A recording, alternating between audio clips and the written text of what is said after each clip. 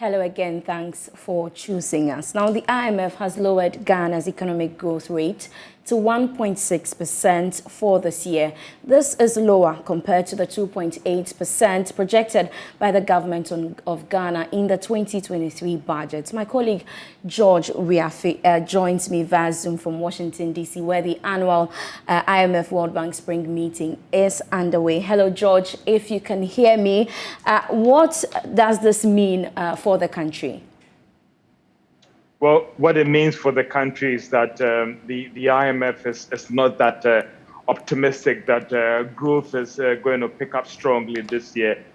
The government just going into this year in its budget was projecting that the economy will grow at 2.8%. Now, with this slow growth, it's more of a concern that what government, all the indicators the government was projecting its revenue on to realize may have some challenges if this number that the IMF is projecting is anything to go by. Because government was looking at growing at 2.8%. The IMF thinks it's 1.6%. Now, that will have implications for revenue. That will have implications for taxes as well, and how government might have been able to turn things around. And therefore, if you even cast your mind back, if you watched or read the Africa Pulse report by the World Bank, it was projecting also a 1.8% for this year.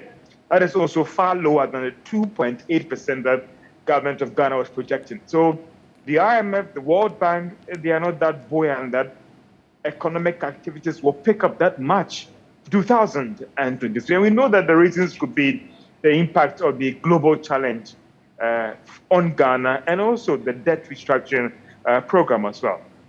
But will this have any effect on our investor confidence? Well, some would always want to look at the fundamentals, actually, and what are the prospects.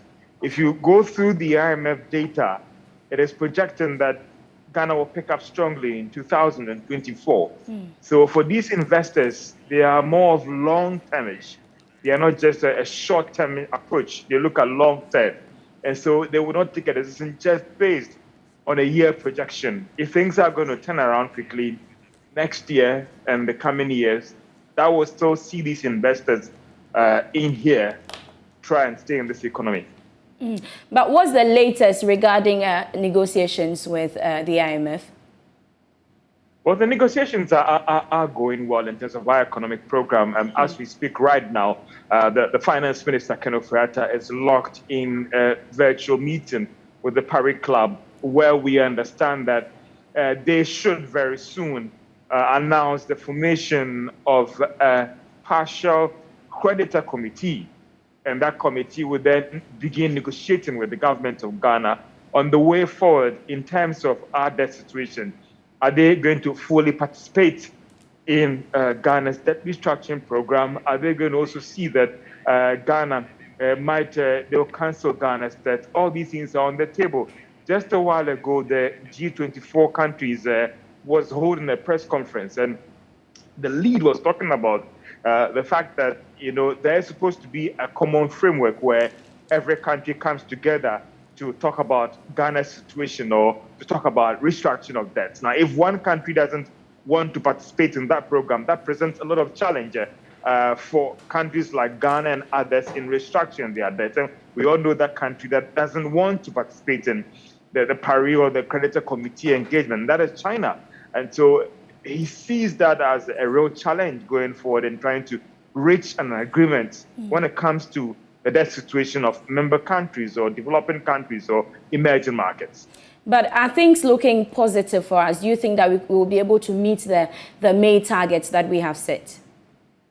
Well, as we speak right now, nobody is boxing him or herself to any targets here. There's still some uncertainties, fluid situations, as in reaching an agreement to these external creditors. And it's a real challenge for Ghana going forward. But again, I would say that if you hold all these factors constant and hoping that things progress fast and steady as all we're looking forward to, then maybe we can put our head on the chopping board and say second quarter is feasible. may likely feasible. Thank you so much, George. We will leave it here. George is our man there attending the annual IMF World Bank Spring Meeting happening in Washington, D.C. And we'll definitely bring you more subsequently. Now,